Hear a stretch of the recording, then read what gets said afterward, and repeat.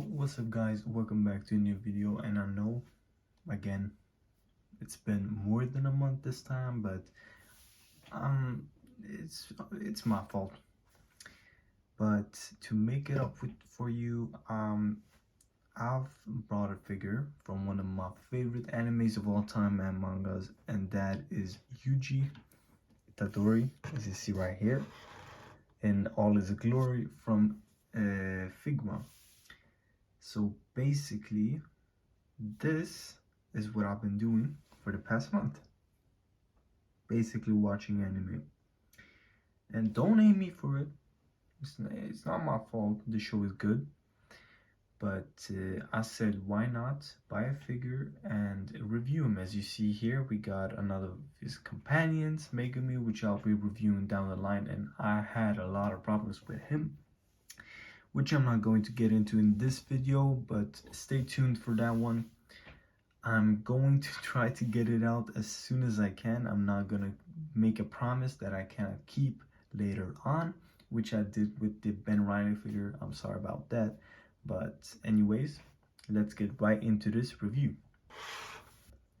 First of all, as you see here, this figure does look very sleek, and it does have a lot of stuff with it. But before we get into the accessories or how it poses, let's just take a look at how the figure looks and just admire what FIGMA has created. So first of all, if we look at the head sculpt with some better lighting, it looks straight out of the anime, for me at least. I like the SH figure arts too, but that one looks a bit too bulky for my preference, and it basically fits more like a manga figure. But anyways, with this figure, it captures Yuji's spiky hair he has from the first season, and here we can see also his black hair from the behind. We also get the red hoodie which he has on his custom suit, basically his custom clothes which he got from Gojo. And here we also have his markings, as you can see, the golden things on the hoodie part and his clothing, but they don't have any of the swirling effect which it has in the anime itself.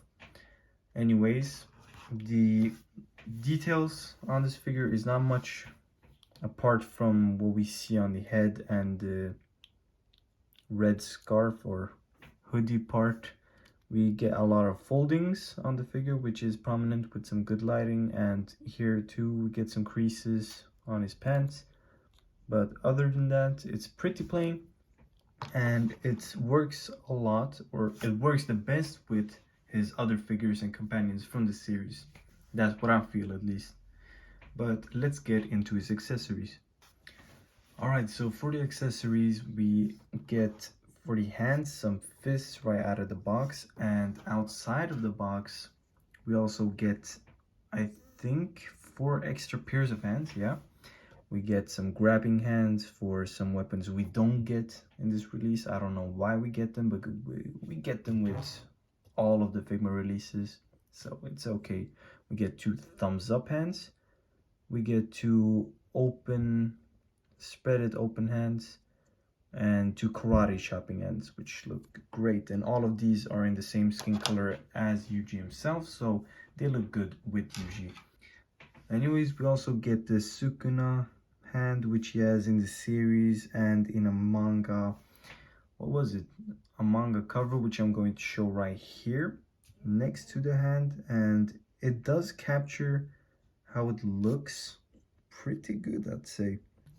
For the faces, first of all, the face we have on the figure itself is a very serious and more angry look Yuji has in the series.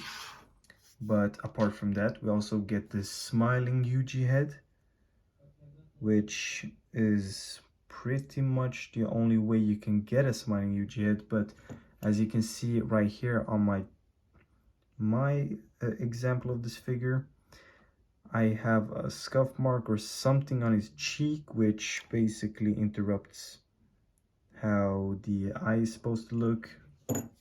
Sukuna's eye, so that's a bit frustrating, but I don't mind it that much. Anyways, we also get a screaming head, great detail in that, and we get this Sukuna faceplate, which we can put on Yuji like this. Voila! And that's how Yuji would look like with the Sukuna faceplate, and you also get an extra front hair piece, which you could interchange with the Yuji one I just had on.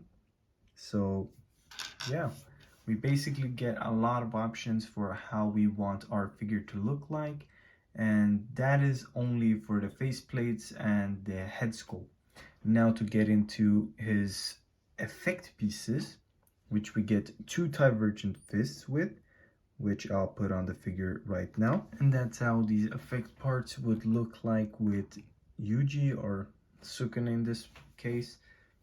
And I like the details on these effect parts. You can see it goes from a translucent light blue at the edge here into a more translucent blue plastic, and then into the pure black, which emulates how it looks like in the series itself. And it's great. And not only the divergent fists, but we also get a black flash, which doesn't have the amount of detail which you get from the divergent fists. Like, you don't get the black sparkles that are in the actual Black Flash from the anime, and it just basically falls flat in comparison to these two. But this is how it looks like with this Yuji figure. And this is how Yuji looks like with the Black Flash piece effect, and it looks good. Like, how it is sculpted, it is great, but if they just added the black paint on top of this, it would have been great. But you can also use these divergent fists and this Black Flash piece effects for the other figures from the same line, and I'm going to test it out on some SH Figuarts in their respective reviews. But as of now, with Yuji, it is looking very good. Alright, so now for the articulation segment, let's start with from top to bottom. This is how much the head looks up. Not a lot, but it's better than nothing, I guess. This is how much the head looks down, and this is a lot better. And I think, yeah, that's as much as you get, but it's good. It looks down. So we got side to side, it goes all around, and it is a hinge at the neck too, so you get a lot more articulation. Just don't over exaggerate the articulation, or else it's gonna get loose and just pop off from you. Anyways, the arms, you gotta be wary of these because the joints are fragile from what I've seen.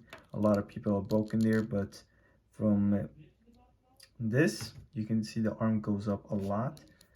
It goes down, you can tuck it in into the articulation or this flap joint here to hide it, and you can cross his arms very easily, and they go in all the way basically, which is great, and it looks very good basically. I don't think I have any other figure that goes in this much apart from like Chainsaw Man, or yeah, basically. Anyways, I think we can get some back action too, like this. That's pretty good. Anyways, we get a 362 with the arms like that. Just don't tilt the articulation in weird ways like I just did, or you're going to break the joint. Anyways, the arm tucks in all the way, and this elbow joint right here is what people are breaking the most, because some people accidentally rotate the forearm like this, and when they try to tuck it in, they bend it in the wrong way, which warps the plastic and breaks the whole thing, which is not very good because this figure is nice to have in your collection, and it's very fragile though. Anyways, we get the hands which go forward, back, and then all around 360.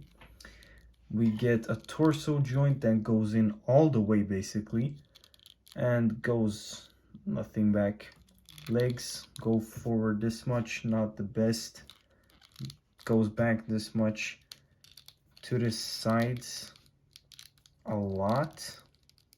Wow, that's basically a split. Anyways, I think there's a drop down. No drop down. Anyways, the leg goes in this much, like that. Don't think there's a swivel in here, so don't try that. We also get a foot that goes down. It goes up. We get the pivot right here, and his toe joint, which is very hard right now. On his right foot, we can get it in, like that. All right, so now for the first figure comparison, here we got the FIGMA Megumi from the exact same line, and as you can see, these two look great together, even though I had tons of problem with this Megumi figure, which I'm going to show in his own respective review. He is still a great figure depending on what kind of version of him you get. I'm gonna talk about it later, but anyways, to complete this main trio, we get Nobara 2, as you see right here. So this is how these three would look together. And this is the SH Figuarts version, which is basically from the competitive line, but still, they look great together. Anyways, getting these two out, let's put him against another Figma anime line, which is Eren Yeager from the Attack on Titan line. And then we also have Chainsaw Man, which I've already reviewed. And yeah, these three also look great together. I think these three suffered more than any other character I have in my collection, because god damn, their stories are sad. Now with these two out, let's compare them to some other figures I've reviewed. Here we have the Marvel Legends Gamerverse Spider-Man, and you can see that this Figma is significantly smaller than a Marvel Legends.